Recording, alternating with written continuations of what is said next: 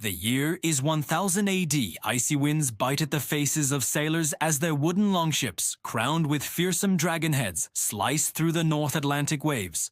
At the helm is Leif Erikson, son of the infamous Erik the Red. His eyes scan the horizon until he sees it. A strange new coastline, green with forests and rich with promise. He calls this land Vinland. In our history, the Vikings stayed for just a few years, their settlement a fleeting whisper in the annals of time. But what if they never left? Imagine this. Instead of returning to Greenland, the Norse settlers dig in. They choose to stay. Timber halls, grand and sturdy, rise along the rivers of Vinland.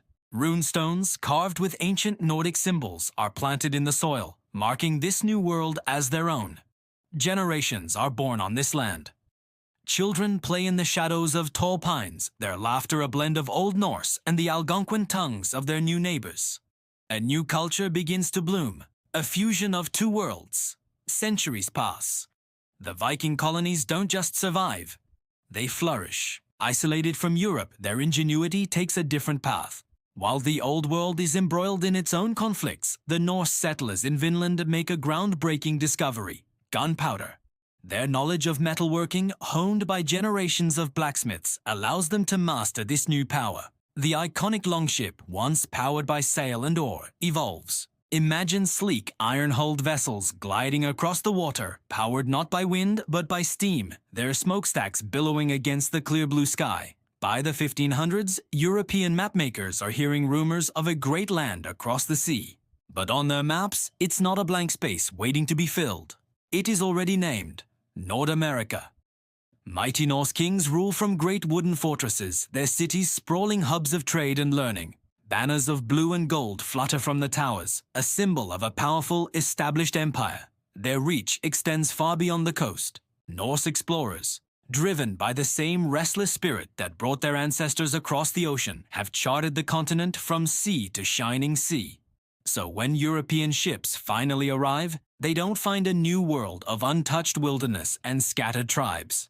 They find an empire of fierce warriors, yes, but also of brilliant scholars, skilled engineers, and daring explorers.